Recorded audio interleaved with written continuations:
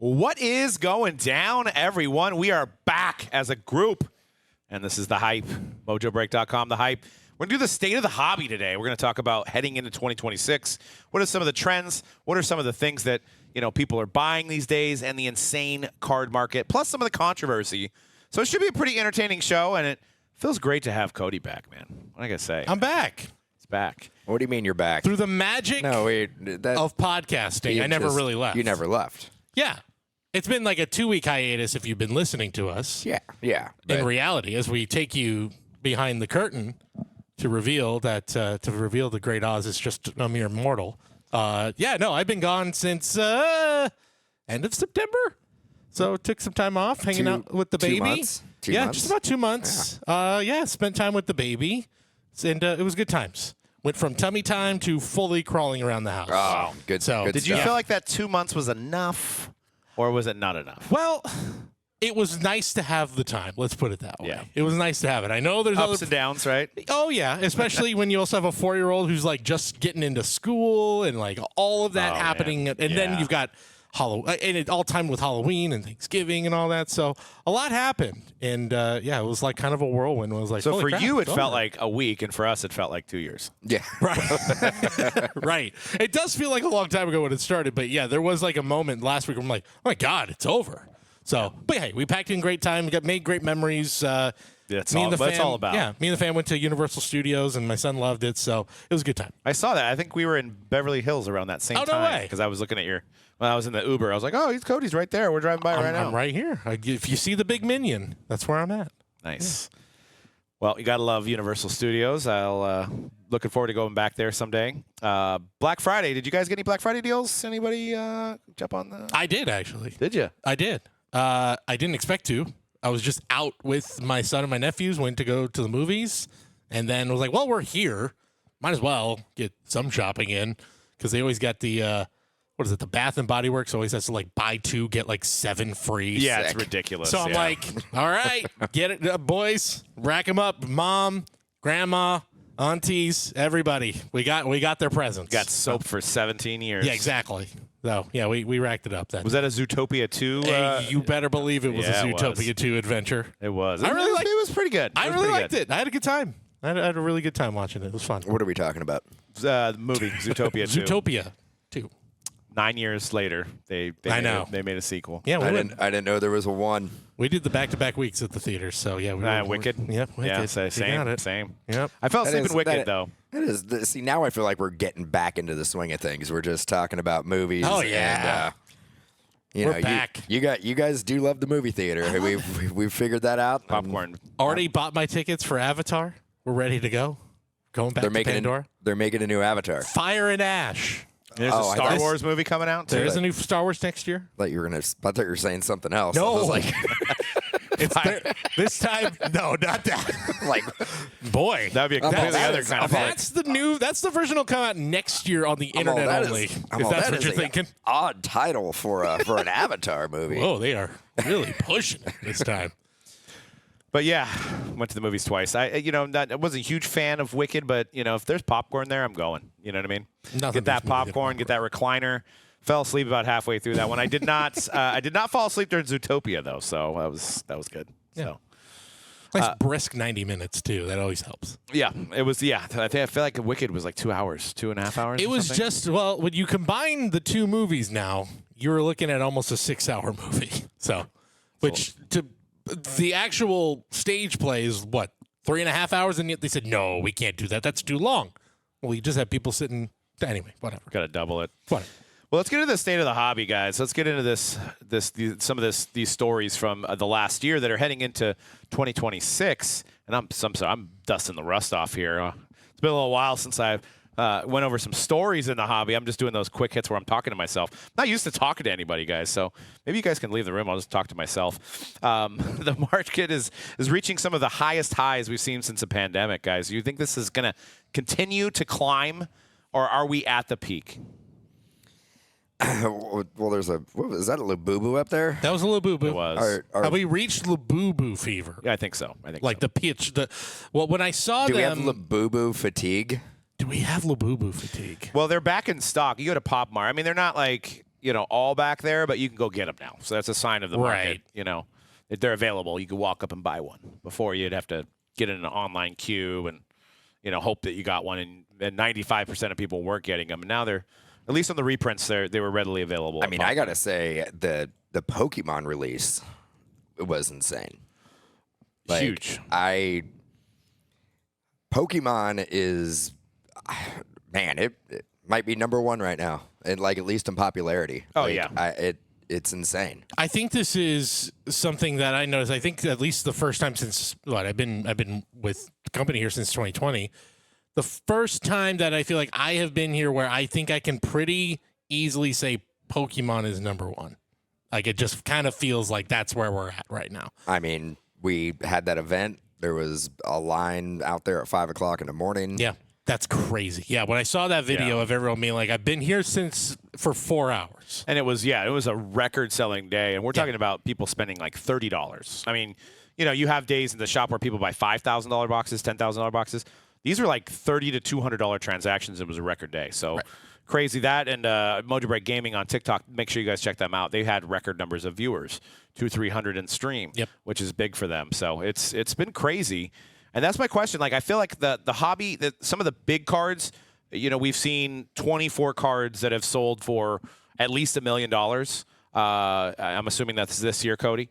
24 cards that have sold. All from January 1st of this year. So in 12 months, we've sold 24 cards, and we've seen 24 cards sell for over $1 million. So the high end is doing very well, but I feel like there's like some releases, and right now with football, it's just the demand for sports isn't where it was like 2 years ago. Yeah, I think that's fair. You know what I was going to mention real quick? A quick Labubu aside. I knew we reached fever pitch with Labubu. Did you see they had a float in the Thanksgiving Day Parade? Yep. That's how I know. I'm like, oh yeah, we're coming tumbling down after this. You got in the Macy's Day Thanksgiving Day Parade. They had a Labubu float. They had a Labubu float. Yeah. It's downhill from there. Did it do, but at least it survived. It didn't become Barney. No, it wasn't like the infamous Barney balloon. They also had a Pikachu. They did, and that felt like, here's the peak. But you know what? Pikachu, surviving, thriving. So. You're over 40 when you're watching the Thanksgiving Macy's Day Parade for sure. I feel. Instead of football. Well, it was right before football, to be fair. It's like 8 o'clock in the morning. You can get like an hour of the parade in, and if you want to watch the game. Yeah, it's always on at my house. I don't really watch. I feel like people put it on, but they do a bunch of other stuff. It's like that's background. What it is. It's background noise while you're preparing everything else for a hectic day. But yeah, in general, it does feel like, and maybe things will change going into next year, because it does feel like we have been in this huge period of change with sports, with exchanging of licenses, of Topps sort of slowly, everyone saying, just wait, it's coming, they're getting NBA, now they have NBA, NFL is on the horizon. I read a story that Panini is already, a few weeks ago, I think it was near the beginning of November, that they are starting to put together a group to look at possible sales, a possible sale of the company. So, yeah, once things are starting to settle now. Yeah, I guess I should rephrase on how I said that. I'm not worried about it. I think we're in a period, and is exactly what Cody alluded to, is we just got off of Prism Black basketball. Right when Panini ended their license for basketball, we had the biggest releases. We had Flawless, we had Eminence, we had Prism Black. So there was just a lot of hype surrounding that, generating massive sales. So once that was done, I think football's just been a little lackluster this year, and there just hasn't been a lot of baseball releases coming out. So that, and then, coupled with the Pokemon fever, I think that the new sports wax right now is a little stale, but I think come December and January, I think we're going to have like 40-something releases. Yep. I mean, we've got Ginter this week. We've got, Topps Chrome update next week for baseball. We've got Topps Chrome basketball on the horizon. And I will say for basketball, I mean, I did not predict that Topps basketball would be as hot as it was. And then the pre-sales on Topps Chrome basketball are insane. So I think we're just in a little bit of a lull right now for sports. But I think once the licenses clear up. Now, I did hear a rumor, allegedly, that they are looking to sell off Panini, but they want the full amount that they wanted when they had all the licenses. Right. So it doesn't sound like anybody's interested at that price. But they're like, Panini's like, well, we still have the World Cup coming. You know, we've got all this stuff coming, so why be hasteful and try to sell at a discount? So I don't think we see any movement from the Panini camp this year, personally, unless somebody just doesn't give a F about that money and they give them what they're asking for. But I think it would be a really bad buy at that price. Yeah, and I think Panini is really going to be focusing on their WNBA portfolio as well, and probably going to be coming out with a lot more WNBA stuff. I mean, we're already seeing, I think, Impeccable's coming out.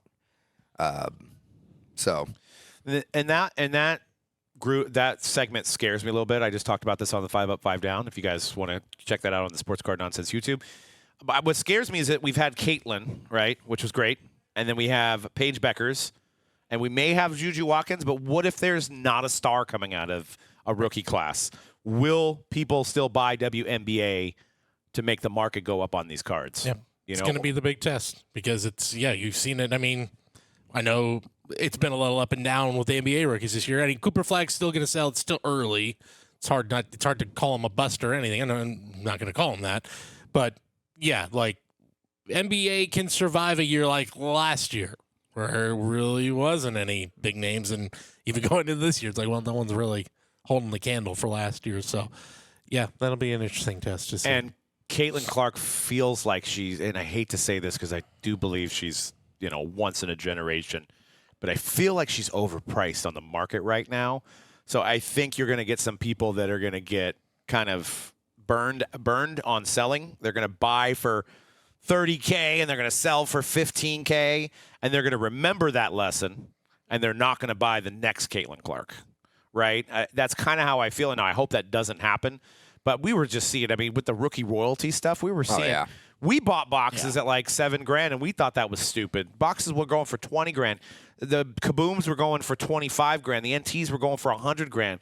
It just seemed like there was so many big cards of Caitlin Clark that just kept coming out that she needs to do something this year. Now, she was injured last year, and she needs to do something next year to make sure this value goes higher. But it's like one of those things, like she almost needs to go like not lose a game for it to go past what it is already. They've already baked in like the 4 championships on her price. It's like it's crazy, and I mean it's great. Like I love WNBA. I love watching it with my kids, and I want to go to a Valkyries game, but I feel like Caitlin Clark's market is just so high right now that it may affect what comes from the next women that are drafted. Yeah. And by the way, Juju's not even in next year's draft. She's still a couple years away. because she's had the injury, and she's still 1 year away, I believe. So do we even know who's in this? I mean, Sarah Strong maybe?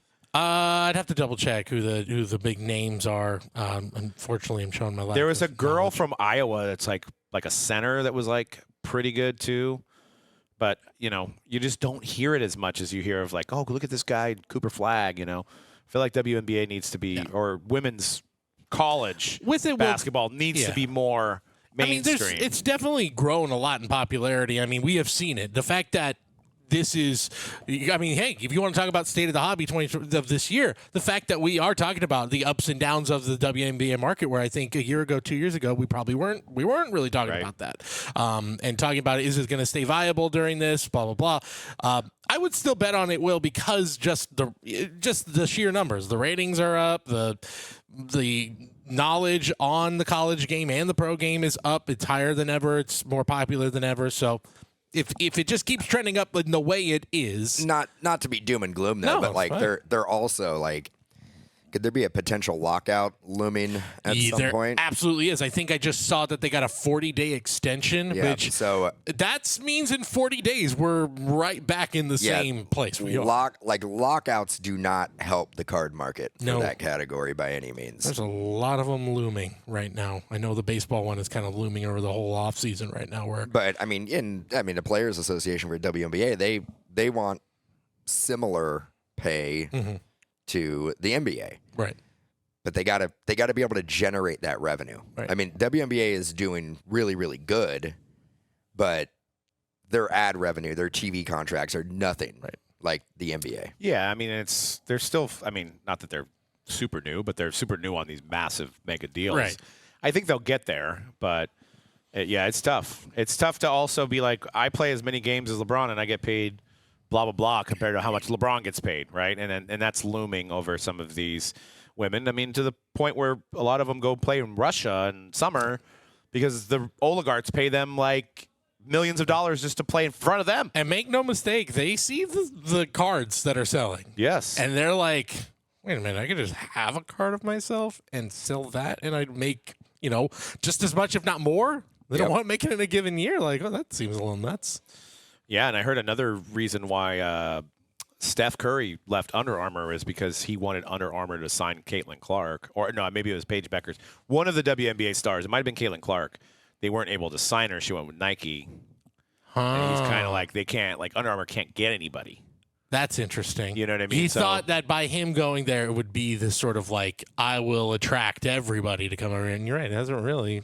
No one really has. So that's why he's a free agent. I don't know if he's signed with Nike yet, but I think they're... To this point, I was just thinking about, just off the top of my head, did Under Armour had those commercials in like, it was like the football player who was like super intense, like, this is our house, da, da, da. Like, I remember that ad campaign, like, whoa. Oh, we ready? Yeah. Like, that to me is... Or maybe that was Nike. I don't know. That is like sticks in my head more than any of the Steph Curry stuff, which kind of speaks to maybe, they didn't take full advantage of it.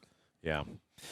Well, we talked about Probstein a little bit last week, and as we know now, and probably the last podcast to talk about this, and maybe your 100th that you've listened to talk about this.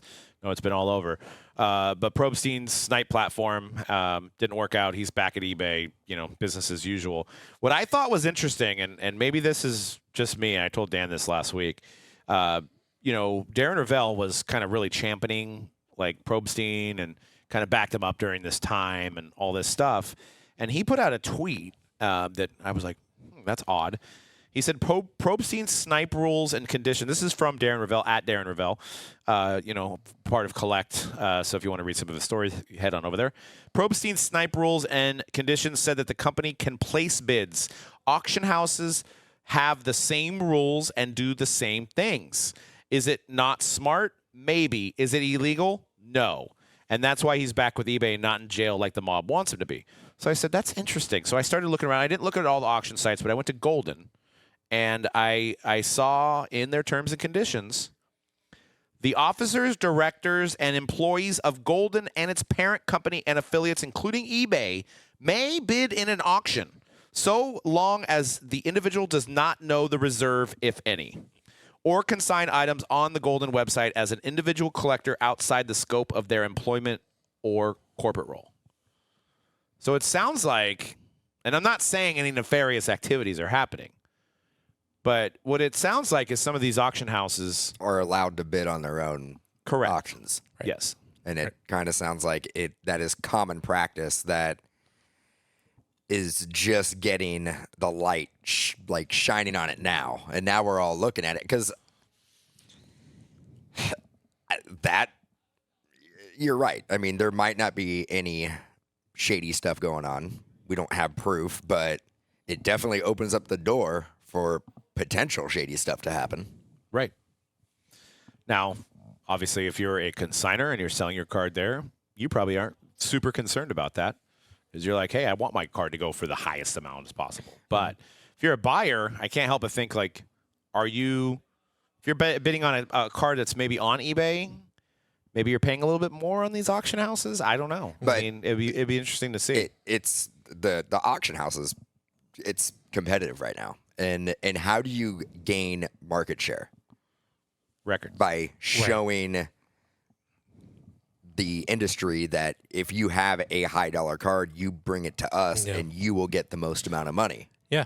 And I think I was reading on Collect did a little write up of kind of like, where are we at with this stuff? And yeah, they could set a record, but like all that'll stick in our heads is, oh, wow, look at that number.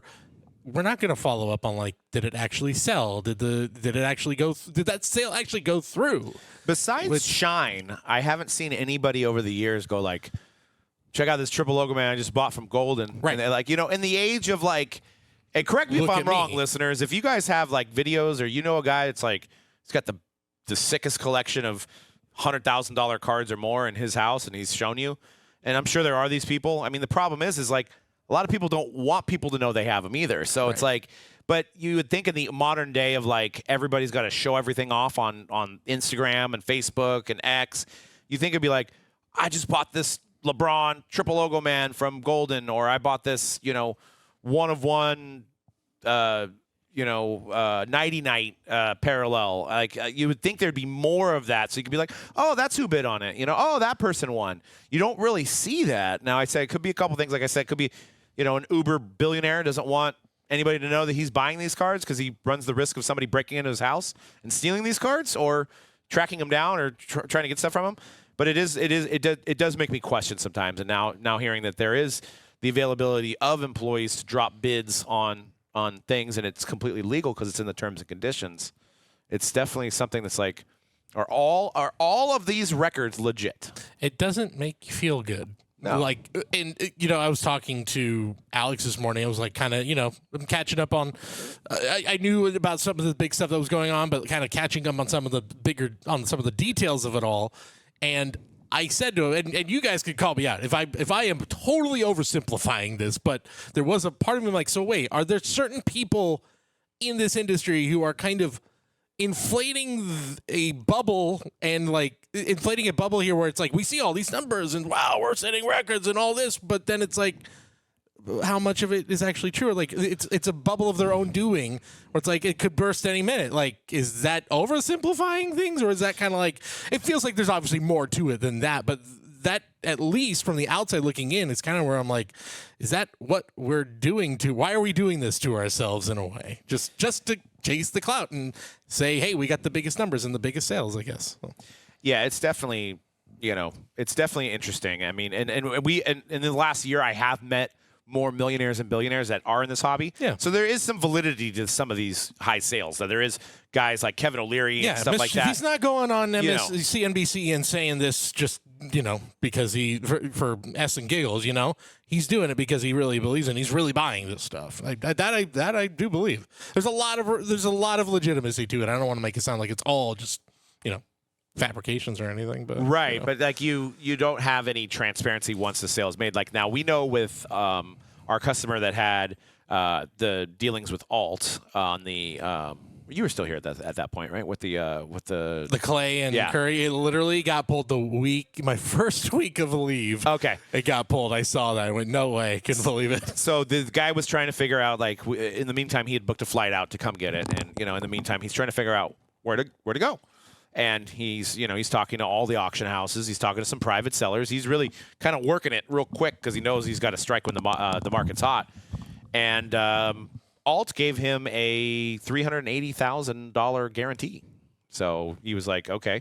And whatever it went for more than that, he obviously gets. Right. So it was the biggest guarantee that he had gotten out of the companies. Right. And he decided to go with them because of that, right? So that just shows you how ultra competitive the market is. To have a card like that go for the amount of, and I think it went for like $500 and something. It was crazy because I remember when they gave him that guarantee, I was like, oh, it's probably not even going to go over that. I'm like, that's a no-brainer for him to take that deal. It's a great deal. But yeah, it ended up going for, I think, a little bit over 5. Yeah. Yeah, which is crazy. I mean, it worked out for them. It worked out for him. And that's where we're at with these auction houses. Like, it is so competitive that they're willing to basically cut you a check for, $250,000 just to get the inventory. Right. Yeah. And, he had called Golden and let him know that he wasn't going with them. And they were actually very classy about it. Like, well, we can't, offer that guarantee, but, we appreciate you giving us a chance. And, I heard him on the phone with them, and so and they probably have to deal with that constantly, like of who's going with that, and then on the other side, maybe Alt has to deal with the card going to Golden, and so on and so forth. But what's crazy too is, as the last thing talking about auctions is, we talked about this a little bit last week, was the triple logo man that was pulled this year, which was Durant, LeBron, Curry, doubled the one that we pulled in 2022 of. LeBron, Luka, Curry, right? The only difference is Luka, right? But in my opinion, 75th anniversary patches, a little nicer looking card. So it's like, did the market grow that much? It seems like that it doubled then since the last time that flawless one sold for us. Yeah. I mean, we'll show it here in a minute, but you just look at the trends. I was looking at Card Ladder today, and it is pretty remarkable how much. I think there was a few months ago where we're like, man, we're kind of right around 2020 levels. Like, no, we have stormed past it at this point. The crazy thing is that if that triple logo man hit an auction block, it would probably sell for double right now the amount it originally sold for. Yep. Yeah. And I agree with you that it is doubled, but I think buyers are more selective. I think in the COVID days, we were seeing like, oh, Clyde Edwards-Helaire, 100 yards, all right, $500 card. Yeah. You know, like it was just like a rush to buy the next hot thing, regardless of the rarity of it. Now I think it's at least somewhat justified that one of ones, Kobe's, Curry's, you know, case hits, those are way up. That it makes sense at least. We're not trying to turn, you know, Doug McDermott into the next, you know, Logo Man 101 sell for $1 million. We're not doing that like we did in 2020. You know, so it's a little bit more calculated now, but yeah, we're seeing sales go beyond what they ever have. And I think you have is that a Card Ladder? Via Card Ladder, just a few slides here, just showing the monthly total amount of money spent on cards and sealed wax each month. You see literally the calendar turns to 2025, everything skyrockets. And then in the next one, just trending numbers where everything seems to be going, everything's up. Can you go back to the other one? Yeah. What is that ridiculous spike? That's daily value. So there's there's like a sale in 2022 where. I was like, that's slightly skewed. The daily value one is a little weird, but I mean, overall, the trend is still up for most of these. Right. And that's monthly volume. Is that this year? And that's going back from all the way to 2010 to, you can see basically the last little part of it right there is all 2025 and up. Just goes to show you that is where we're at. If you're feeling like, are we at that level? Yes, we are absolutely at that level. If not, so you're saying, well, it's like the data is definitely weird. It's saying the monthly volume is pushing 400 million. Is that what it is? I believe so. Yes. And where is that taking data off of, like eBay? eBay, eBay, basically anywhere, because they have a list of two on the index there where you can. Here, I can even look it up exactly where they're pulling all of this from. Yeah, because I was going to say they probably can't get data from Blowout, DA, Steel City, us. Right. So. Right, that's true. That is true. So they're not getting it. It's not maybe perfect, but. Well, it looks like they're basing this off of individual cards being resold. Right. We're not talking, how much money is generated in, the digital repacks. Right. Which that category has been eBay Fanatics Golden Alt Card Hobby that is what they're looking at. I mean, if you were to put like internet retailers, like digital repacks, people buying into group breaks, I mean, you would have to add an extra, maybe even double that. And this is also we're looking at everything here too, with the addition of Pokemon, the addition of all TCG as well. So sports plus TCG all included. Yeah, it's super crazy. Biggest risers of 2025, and I want to go over these names, and I want to have you guys pick who you would invest in or buy cards of. Biggest risers in 2025: Yoshinobu Yamamoto, SGA, Drake May, Cal Raleigh, Lamine Yamal, and Macklin Celebrini. So if you could pick one. Mac. You're going Mac. Well, look, we're biased here. Sharks got fun to watch. Sharks are just a lot of fun. We have to go local. Shout out to the Sharks, who are now very fun to watch. So that's cool. And the Sharks, we have the cup up at Mojobreak.com if you guys want to pre-sell your teams for that, as it's coming out on Wednesday or tomorrow, actually, if you're listening to this. $2,000 for the Sharks in a case, and they're gone. So yeah, I mean, he is as hot as anybody in the league.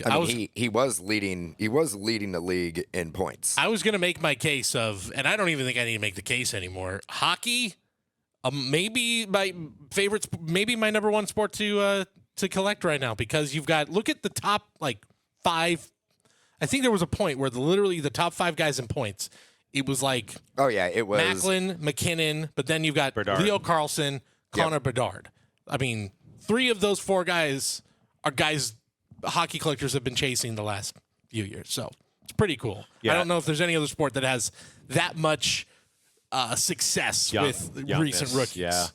Yeah, I feel like we're kind of at the stage that baseball was at like a couple years ago, like more than a couple years ago, like when Jeter retired, there really wasn't any collectability for a while, and then you got Trout and Harper, and then leading into Ohtani and all these young guys that we have now, where they like you had Ovechkin and you had Sidney Crosby. You kind of had McDavid for a little bit, but there really wasn't anybody else. Mm-hmm. Now you have McKinnon. McKinnon's 13, 14 too, so a little on the older side. Yeah. But Bedard, Celebrini, I mean, craziness. It's exciting. So I mean, look, I'm very biased with Macklin. But yeah, of all those other guys, Drake May's tough just because he just doesn't have officially licensed autos, and that's always going to be a big knock. I'll still say Lamine Yamal. Because I think we may not even reach the peak yet because the World Cup's on the way. That's what I was going to say. I was like, buy some Lamine Yamal now because, the World Cup's in about 7 months now. Yeah. So, you're going to see him doing his thing. I believe that Spain team is going to be really good anyway. So, coupled with him, he's going to benefit from that. Cal Raleigh, I don't know. I hope you sold already. I love Cal. I love Big Dumper, but you should have sold already. You think he was a snub for the MVP? I would have voted him MVP. Personally, I get why Judge won, but I personally would have voted Cal Raleigh. Yeah. 60 dingers as a catcher just is kind of an undeniable. Is that the most for any catcher ever? Yeah. It has to be, right? Yeah. Easy. Who was second? Sal Perez hit like 55 or 56 a few years ago. But yeah, 60 as a catcher, plus playing Gold Glove defense, and he caught like almost every game, which is nuts. And then in the playoffs, he kind of showed. He had a couple. He didn't have a pass ball all year, and then had 2 in the ALCS, something like that. Why do you think they gave it to Judge instead of Raleigh? I think statistically, offensively, Judge was the better player. So I think that's just what it is. But I think it was 17 first place votes to Raleigh got 13 first place. It was close. I think it's also It's closest I've ever seen. It's a lot easier to give it to a Yankee. Yeah, yeah. I think there's people who saw like the low batting average for Raleigh and went, he's a power guy, incredibly impressive as a catcher, but Judge has the all around game and he's still playing Gold. I mean, if you would have got in on Cal Raleigh before this season, though, you made oh my god, a tremendous amount of money. Like your ROI was insane. Incredible. Yeah, but honestly, both the baseball guys, I would say, I hope you sold already. Yamamoto, you could probably still sell some big Yamamoto cards for a lot of money. I mean, I think we just literally saw in the last week, 2 weeks, all those record-breaking cards. One was Karl Anthony Towns' card, I believe. The Inception one. That was like a $72,000 card. Crazy. I mean, now we got 2 star. I mean, you got 2 really high-selling pitchers, and then you got Skeens that won a Cy Young, and now so went from Rookie of the Year to Cy Young. So natural progression. Yeah. I don't know where he goes from here. I don't know if Pirates are going to make the playoffs or go deep with that team. I apparently want to spend. And then talking about didn't Dylan Cease just get a big contract? $215 million for 7 years. Yep. ERA, who cares? Who cares about ERA? Which team did he go to? Blue Jays.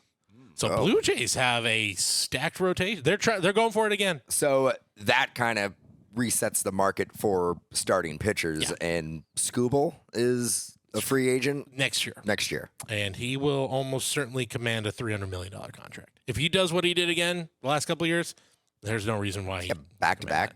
Back-to-back Cy Youngs. Yeah.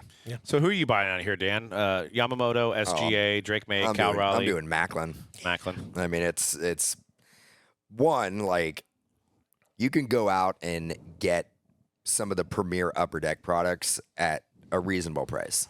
Still, you can get SP Authentic, great rip, a lot of fun, and with that specific product, you actually are chasing Macklin and Will Smith. Yeah. So Right. Yeah. I think I'm going Macklin. And other than what? Drake May and even maybe not. Is Macklin still the most affordable of all those guys? I would make it. Depends on the card, but it depends on the card. I mean, you can probably get a raw Young Guns for $100? Yeah. Yeah. Yeah. They've gone up a little bit since Yeah, they've but went up. They've probably I know they've went up about 30% in the last month. I think I saw a report on that. I would say like when that product came out, I think you can probably get it for about $100. It's probably up to like 150. I'm looking right now. There's a what's that? That's a PSA 9 that just sold for 300 or best offer. Yeah. You're looking at raw. What's the raw one? 177.50 For a raw. for a raw, and that's 15 bids on that thing. I swear I was looking at those maybe 4 or 5 months ago. Yeah. And it was like around $100. And he's still 19 years old, right? Yep. He's 19. You're looking at the PSA. Will Smith is 20, I think. PSA 9. I mean, all I see are PSA 9s right now. PSA 9s are floating in the 200 to 300 range. Yeah. Jeez. And in San Jose, the ladies like him. The ladies like We celebrating. love Macklin. So I mean, he's getting a little bit more support. Heck, even from everybody. We were watching I think Saturday night. They played Vegas, and they lost, but exciting. They had them down to the wire, 4-3. So it was exciting. They're a fun team right now. They also gave up 4 goals They three. did. It was 3 goals in it must have been like 4 minutes. It wasn't Askarov. That's the only part I was like, that's promising. They feel like the beginning of like a start to a run. Like not this year, maybe not next year, but give them like 3 years. They got a couple more pieces. Free agents are going to want to come by and join. Yeah, it's close. They need to get some defense. I think they're.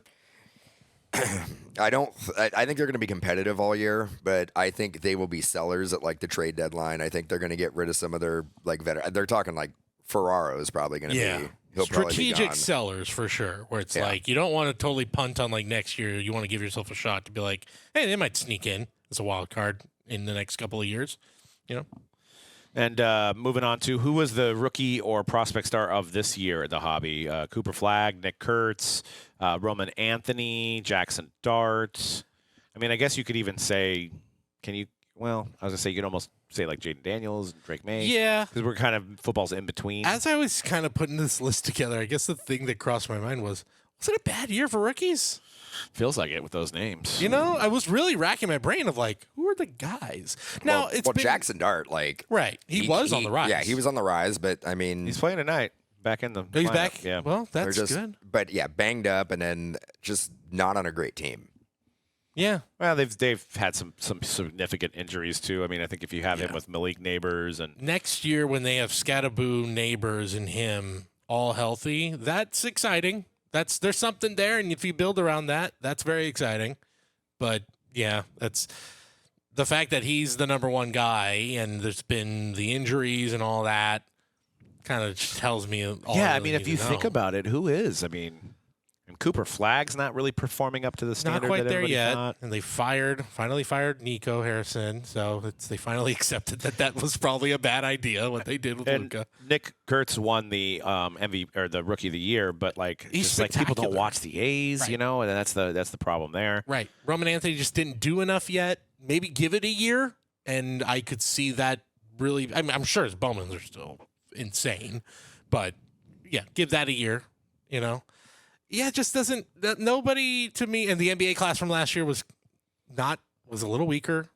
Mata still sells well for whatever reason. People believe in Mata. You think Reed Shepard's playing pretty well right now too with Houston. Yeah. But yeah, there's not we haven't had that those guys that we mentioned. I mean, the Jaden injury hurts a lot. I know we haven't had a chance to talk about that. Maybe the most stupidest injury that didn't need to. Biggest unforced error in the history of injuries.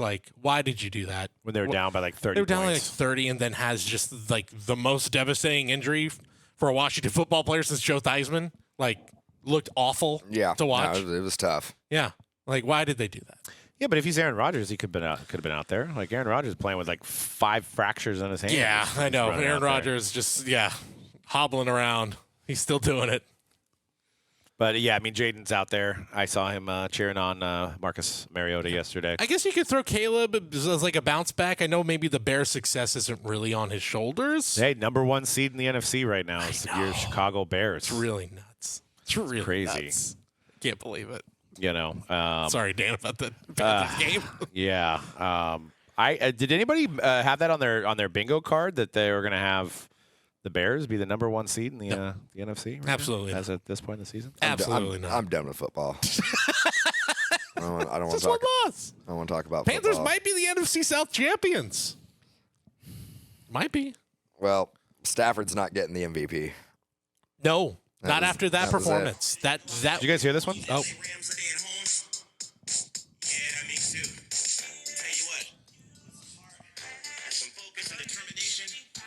$150,000. You guys got to check him out. Carolina Mike. He was featured on. The Monday Night Football broadcast. I have heard this guy. I have heard this guy. It said if you had $150,000, you buy season tickets to the Carolina Panthers. He says. There you go. So Panthers He said dab up them Rams at home, and he led them into some good luck. beat the Rams. Also lost to the Saints within a matter of 4 weeks. Well, I don't get that team at all. And they also kind of looked good again. Like the Niners, I don't know. That was a weird game too. Yeah, I don't know. they had what? They're a weird team. They turned Purdy over three times in like 4 drives and a half, and just couldn't do anything. And then they go against the Rams, and they were running, they were passing, they're going for it on 4th down, they're throwing bombs. The best game of Bryce Young's career. They're getting pick sixes. I was like, this is great. This is great. I mean, one thing I got to say, what is that, 5 picks in 2 games? They must have a pretty good secondary, or whoever's running that defensive secondary coach-wise is coaching them pretty well, to spy well. That's a good point. Yeah, they are such a, it's like just when you're thinking like Bryce Young is like, it's time to get away from Bryce Young. I don't think he's the thing, and then he does that, right? Or he beats Green Bay. Right. Like he beat Green Bay. They beat Green Bay and L.A. this year. Basically, 1 in 4 seed, 1 in 3. Oh, well, I think Green Bay's 5th right now because of Chicago. But they beat 2 real legit title contenders, like Super Bowl favorite title, like that level. Yeah, they're weird. But then lost to the Saints. Right. They're weird. They're a very weird team. I mean, you've seen Bryce Young in person. Do you think Bryce Young's worth holding on to at this point? See what he does, or is it? Why not? I don't really. Where they're at right now, and yeah, but he threw. Okay, yeah, so I know. so the game before the Niner game, he put up like 460. Yeah, and crazy numbers. And then the Niner game, he basically did he go over 100? He turned into a pumpkin. Yeah. I don't know. Is he just better at home? I wonder if the home and away stats are maybe. I don't know, man. It's a weird team. It was very cold and it was rainy. Yeah. And I'm not built for that. I know we're talking about some of the trends of get to some of the guys who have fallen. I didn't put J.J. McCarthy on that list because I don't think statistically has fallen the most. But I think just from where he was at in August, where everyone went, oh yeah, it's time. Sorry, because everybody thought he was the next Jordan Love. Like that's what it was. And that rookie class, like Penix, his cards would probably have gone down. Yeah, a lot. Well, that's what I was gonna say. Does Topps hire like pro level scouts to decide who they're going to sign for exclusive? Good point. Because they haven't really missed in a sense. Like they went with Nix, May, and Jaden, right? And they left Panini with Penix and McCarthy, and that's working out so far. And then you go back to the Stroud, Young, Levis. Levis didn't work out, but they've picked the majority of the right guys at this point. Well, and then this year Jackson Dart. Cam Ward. Cam Ward. Remains to be seen with Cam Ward. I'm not going to put this on his shoulders. No, 1 in 11. Yeah. And it just seems like they've made the right call. We thought with J.J. McCarthy it'd be a good run, and now is Penix out for the year, or I believe so. Mm-hmm. So you got he's out for the Cousins. season. So as far as you also have the biggest fall off, as far as fall in the hobby, like which players took the biggest fall. Notable drops according to Card Ladder. Rafael Devers? Yeah. I think a big part of that is Boston collectors who just went, well, he's not here anymore. Bye-bye. Because he did fine. Screw the Giants. Yeah, that's what that's what it was. He went West Coast. He goes to a team where he goes from dedicated. All these guys are probably Boston guys. They collect Red Sox, and I don't need them anymore. Bye-bye. See you later. Negative 57%. John It's Morant. kind of nuts how big. Yeah, that's a big one. It's not like he had a really good season. So Right. You did fine. He did fine. I mean, he didn't have like an MVP season, but he was 30-plus home runs, right? I mean, geez. John Morant, negative 55. I mean, I didn't think there was any more room for John Morant to fall, but maybe he was up so high. I was a very big John Morant defender of like, I think once he's on the court, you'll see. And then there was that game. I think it was like, I saw the clip was going around of like Blake Griffin just straight up just calling him out on like the post game show. I'm just like, what's Ja doing? He's just standing there. He's not doing, and then John Morant's just like, yeah, he's going to be gone off that team. He doesn't want to play there anymore. So that's and he got in it with Clay the other day. Yeah, that's been disappointing to see a guy who I think when he's on is as electrifying a player in the NBA, and he's just nothing. He doesn't care. How's Zion doing? He had like a 28-point game last week. Stinks though. Yeah, Boy, does that team heard much. stink. Haven't heard much of Zion. He is doing fine. He just needs to get off that team. That team is bad. That 2019-2020 class is just... Yeah, it's tough. It might be the worst in the last 5 years, and at the time it was the best. At least the most disappointing. I'll say that. Because I think those are two guys that if you put them on different teams, things might sound look a lot different. Yeah, but yeah. Desmond Ritter, no surprise, negative 54%. You know what's crazy? The only starting quarterback from the 2022 rookie class is Brock Purdy. The only guy left? The only guy left. Yeah, well, Jeez. yeah, Kenny Pickett. Yeah. Who else?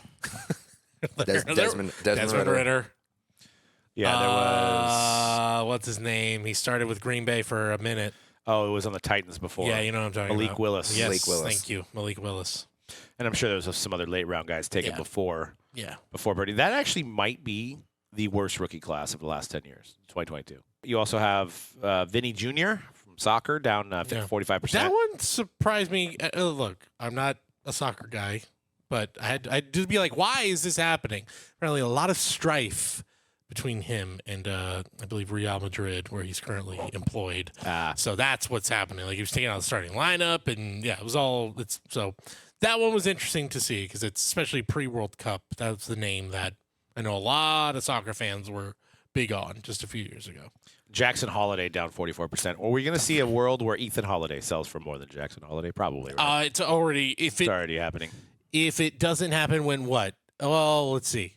As Bowman draft checklist hasn't come out yet, has it? I don't think so. And I'd be surprised if he's in there. I bet they'll save him for Bowman.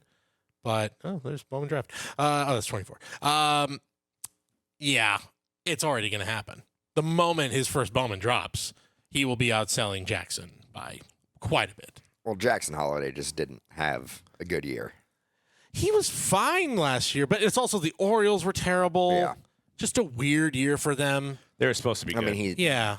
He's not the face of the franchise. It's Ryan Mountcastle. Did they non-tender him?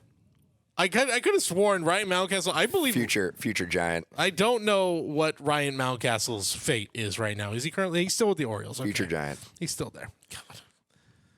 Solid player. He's fine. Yes. He is a good ball player. He's fine. Go out there. He's a good bench piece. Yeah, he's a good cornerstone. He's a good blue chip. Come on now. There's a reason the Orioles didn't make it last year, and it's because guys like Ryan Mountcastle were not cornerstones of the franchise.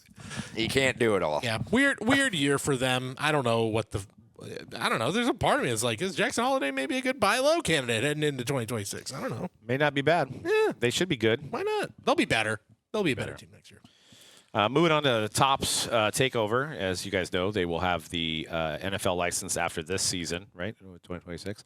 I think come April, they take over, right? They take over this April, so we only have about 4 or 5 more months of Panini NFL. So that makes the licensing with SpongeBob, VFriends, NBA, MLB, NFL, almost everything except for hockey. So they will have a majority of the sports card markets.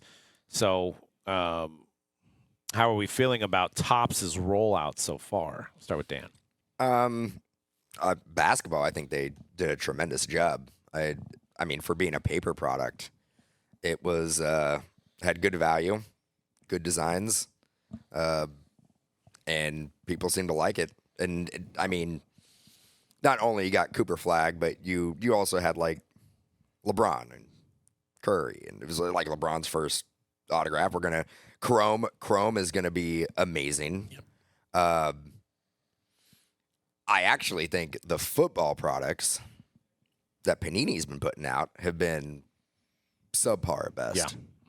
Yeah. Granted, there hasn't been a big release, but like Phoenix, Certified, like they've been kind of blah, I guess.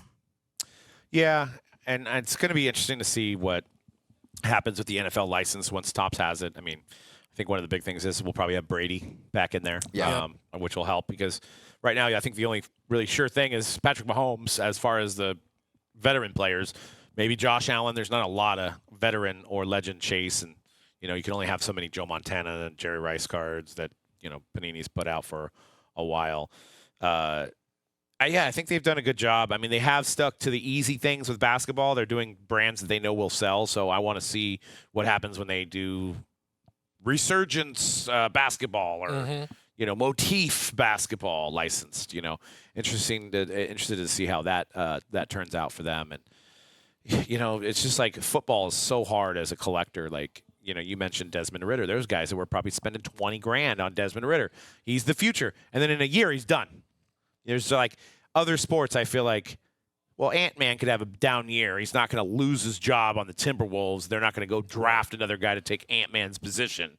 But with football, man, with the way that the salary cap is and the way that the draft goes, if you don't perform in year one, you may not ever see that player again. Look, we've even seen it more so in the last couple of years. Like, there's teams that are drafting quarterbacks in the first round. And then 2 years later, they're drafting another quarterback in the first round. Like it used to be, they can go through their whole rookie contract, and they're like, we're gonna see what we got in this guy. We're set on quarterback. Now after 2 years, they're like, not the guy. And I think it also has a lot to do with like cost. Well, GMs get fired, coaching staff gets fired, and then new staff gets hired, and they're like, well, we want to bring on our own guy. We don't want the old regime's players. That didn't work. There's a reason why we're here, so we want our own guys. So they basically just clean house. Like the Vikings very well could be drafting a quarterback in the first round. It's crazy. I mean, look at the Falcons, 2022, Desmond Ritter. Then they go and sign Kirk Cousins for an unseen amount of money. And then they're like, let's draft Michael Penix too. Well, yeah. That's three guys in 3 years. And they might be drafting another quarterback. God. Well-run franchise. So that's why I think the Jets will probably draft a quarterback. Yes, they will. Almost certainly. 100%. Yeah. Jeez. But yeah, I mean that's what concerns you as a collector for football, and I think we're seeing that as guys that have been burned on the Kenny Pickett's, the Desmond Ritters, you can even say Anthony Richardson, C.J. Stroud, maybe. Oh, for sure. There's a lot of guys you 100% could say Anthony Richardson. Well, Anthony Richardson 100%, but like C.J. Stroud, you're like, okay, he's been banged up. He's made some playoff games. Yeah. He's still probably the future there in Houston, but you got to be concerned about his value compared to the Drake Mays, the Bo Nixes of the world. I mean, Bryce Young is kind of on his heels now, like as far as like collectability. It's true.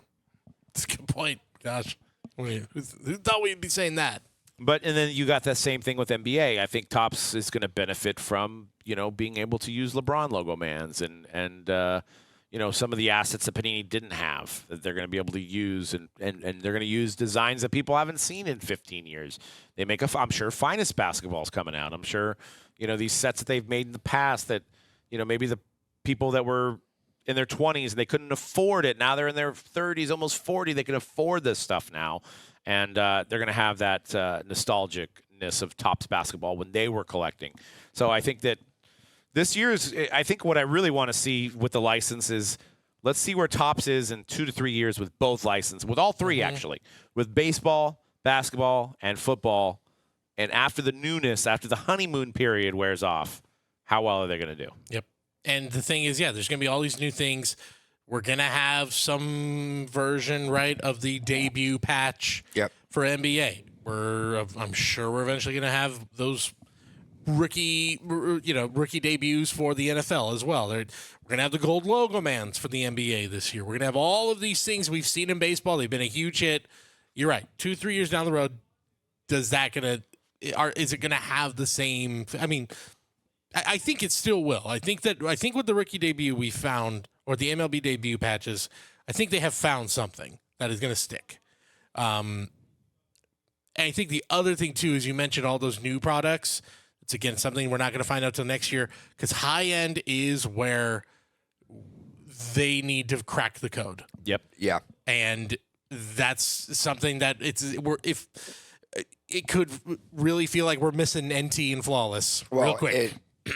Especially for basketball collectors. What I've heard, rumors going around is that they're going to make Diamond Icons basketball. Yep. Yeah, which makes sense. Yeah. Does that have the same allure of a NT and a Flaw? I mean, it's going to have to. It's the only game in town now. So. Yeah, so I think, looking forward to 2026, I think with all this newness that's going to happen, I think it's just going to keep, propelling the market for collectors of basketball, football, baseball. Baseball's been, really done well since Topps has taken over. We've seen, huge sales from Shohei Ohtani, Bobby Witt, all these other players. I think 2026 will be another great year for the hobby, in my opinion. Also, with all this stuff. The Topps introducing the Dutch auction format for their first issue. We'll see. Allegedly, did they confirm that? I know I saw a report from Gelman, but I think Topps Chrome basketball. Did they put it out there? I believe I was seeing some stuff. I don't know if they've done it, but I've seen some stuff on Twitter. Mm-hmm. Got it. Yeah, I know that Gelman was saying that that's what they were going to do, which would be huge. I think it'd be great, just depending on how they do it, right? Like, are they going to do exactly like Panini as far as, like, the parallels? Are they going to make the first edition like they did with Bowman, which I don't think was great? I think the format with Panini is good, or maybe they come up with their own way. But, yeah, it's going to be Dutch auction where it starts at a level and it goes down to a level. So, you decide where you want to buy. Yeah, and it'll be interesting if we talked earlier in the show about potential Panini sale. What happens if anything happens next year? If there's a scenario, I will throw this out there right now for throwing predictions. I think I can firmly say I don't think Topps and Panini come to a deal at all. There's too much bad blood at this point. Yeah, I don't think so. That doesn't happen. Something like I don't really know who else it could be. I don't even see a scenario where it's like, oh, Upper Deck and Panini will join forces. It's that I don't see that happening. Yeah, I don't think the numbers really. Yeah, I don't think this is as simple as much as we might like to fantasize about like let's just have Upper Deck and Panini. They'll combine and it'll be these two. Like, no, it'll probably just be Panini will get sold to, I don't know, private equity, and that's what it'll end up being. And yeah, and I think they're really going to wait this year out with the World Cup. They're going to make so much money on World Cup. Exactly. They're not going to be get the valuation up a little bit. You know, that's Then when 2026 ends, we're heading into 2027, and we're having the State of the Hobby next year. We'll probably have a little bit more clarity on Panini because we will know at that point they have to wait another 4 years for the World Cup, right? So they might be like, do we really want to stick this thing out? Do we want to sell? Yeah. The guy that owned the majority of Panini did pass away, I think, early this year. And, who knows what his family wants to do with the assets. If they want to move it, they don't want to do anything with it anymore. This is the thing to consider. Yeah, it's you mentioned with the World Cup. It's still internationally World Cup stickers are that's their bread and butter. Yep. We don't get as much of that stateside. But that is where they really make their claim, and it'll be interesting. I know it feels like we've been talking about like what's going to happen with Panini every single year at the end of every year, but yeah, I think for sure. And they re-upped the WNBA license, so they still have some of the other soccer licenses. They have some of the entertainment categories. Yeah. They still are making baseball products somehow, so I mean they'll still continue. Yeah. And we'll see what they'll do with the NFL and NBA. And their baseball products have actually been pretty good. Yeah. Yeah, they have. Yeah, it'll be interesting to see. I think it'll be very similar to what you're seeing throughout many aspects of business, entertainment right now, where there's huge mergers happening and all that. So I think you're going to see some stuff like that happen within this industry over the next year as well, especially as you kind of see what Topps is doing, where they're taking so much of the market share, and what PSA is doing, where they're taking so much of the market share. It's just, I think, a continuation of that, for better or worse. And the last little topic before we let you guys, I know it's been a pretty long show here today, but we had a lot to talk about. It's been a while, so check out Mojobreak.com. We've got Ginter this week. We have Star Wars Galaxy next week. We have the Cup this week. So we're heading into some great releases for the hobby. So make sure you're checking Mojobreak.com and MojobreakShop.com for your wax. Live streaming and the shop, we're on Whatnot, personally, Fanatics, and TikTok. And, what do you guys think some of the pros and cons for each of these platforms have been, and what's the growth period looking like for next year, for 2026? I've actually been pretty surprised with the auction format on Whatnot and how well it does, and the engagement. Fanatics Live has been, at times, a hard situation to crack and figure out, like, what really works over there. It does seem like PYTs are probably the best format, Yep. but I feel like, unlike Whatnot, there's just a lot of, and not even with our stream specifically, there's like a lot of unnecessary downtime. And so yeah, I don't know. Yeah, I mean, I agree with you. I think Whatnot is the place for high-end product as far as, live streaming platforms. Because, of course, Mojobreak.com, we're doing it all, and that's the way that it's been. And we've got our great customers, so we appreciate you guys. But, like, Fanatics and Whatnot, Fanatics is kind of more baseball and more PYT, and it's kind of, not as fast-paced. And Whatnot, you just, you run through it, and you win some and you lose some. And you just keep going. It's kind of on autopilot, and it doesn't take a lot of thought process. Now, one thing I will say is, I was talking about it last week on the 5 Up, 5 Down. I just feel like there needs to be a newer idea for breaks. Like, I think, we've done this for a long time. We've done this since 2010. But a lot of you guys that are listening now, and some of you have been with us since 2010, but I would say the majority of you guys have came around since 2019, 2020, 2021, and you've rediscovered this hobby. Well, that's 4 or 5 years of the same breaks and the same product every calendar year. And yes, there's new athletes and there's new chases and there's stuff like that. But, like, I just feel like, and I don't know what this idea is, and I've been racking my brain thinking about it, but there needs to be something better for breaks. Not just like, hey, guys, got, 5 spots left, break when it's full, I'll take some offers, or, all right, guys, here's the floor, here's the ceiling, or, pick 2, choose 1, or, like all this stuff that we've done and we've seen again and again and again, and I know it works, but, like, there's just got to be, like, I feel like there needs to be an entertainment element added into the show. And I think if you listen to Gary Vee, I swear every week he says, like, live commerce is coming. Live commerce is going to be more in the forefront. Now, he means not necessarily our hobby. He's talking about everything from, worldwide. Like, Target's going to go live and sell stuff, or, Walmart and all these other big companies are going to be involved in live selling, live streaming.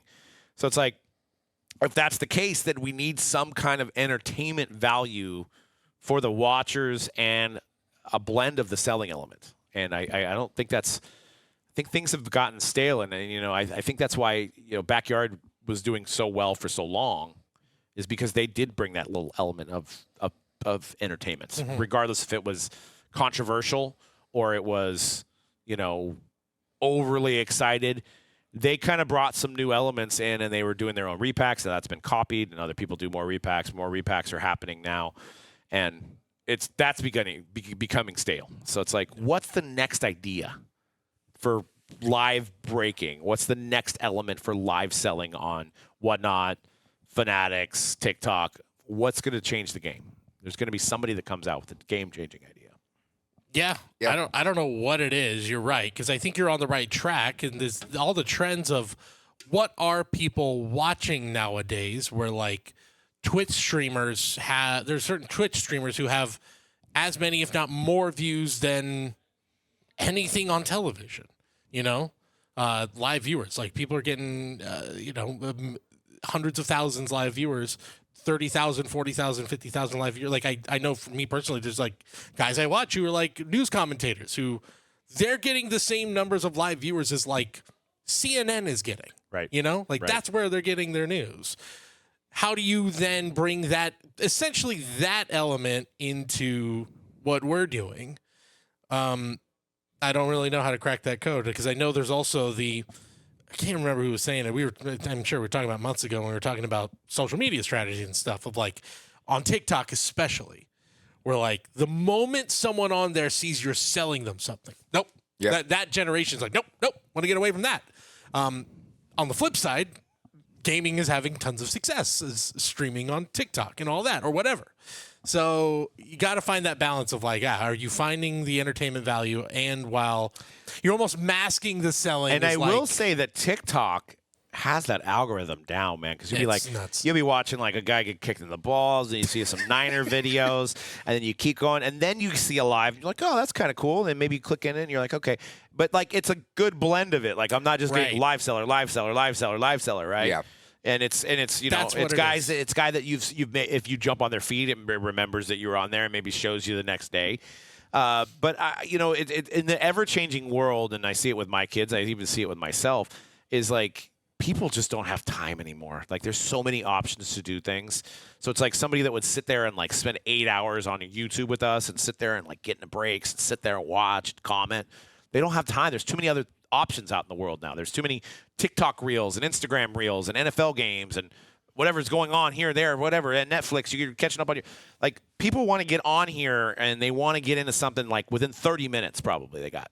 If it's a live selling thing. Now, live videos, as you guys know, like you got to capture in 2 seconds, you got to have that punchline and make them watch the rest of your video. So like, that's why those ones of like, you guys falling, it's like somebody falling and then it's you. Right. It's like people watch that because they're like, oh, somebody just got kicked in the balls. Right. We literally are in idiocracy. Yep. We are literally in idiocracy right now. I was going to say it.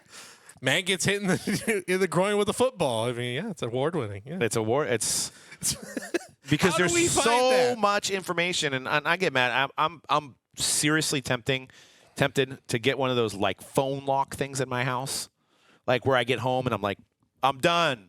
I'm not looking at it anymore, because I'll be like, I know the wife will be watching a show that I'm not interested in, and I'll just be like, it's like, what am I doing? I'm just wasting my time. I'm like not doing anything productive. Should be washing a dish or something. Or something like reorganizing the garage. Yeah. I was like, I was doing that at this would interest you guys.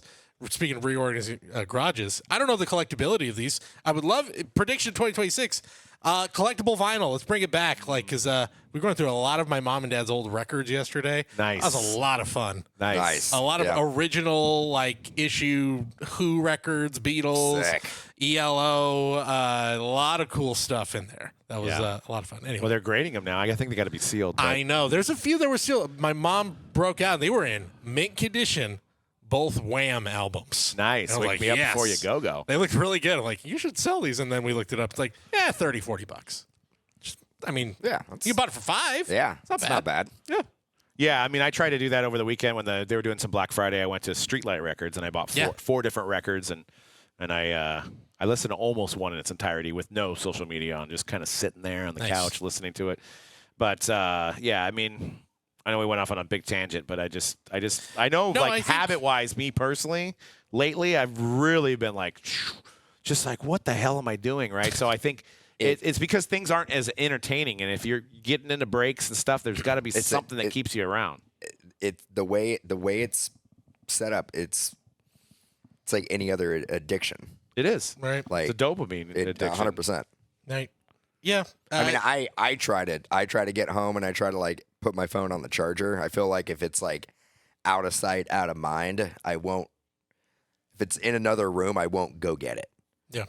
But if I have it on me, I will be doing the same exact thing. I'll sit there and I'll just scroll. I just have to remove it and put it somewhere else. It's hard when you have an internet business, though, too, because you do want to check it to see if somebody's like, a customer said something, or an employee needs something, or coworker needs something, and so then you go from like Slack to like, oh, Instagram, and it's like it just starts the whole thing over again. I get it. Yeah.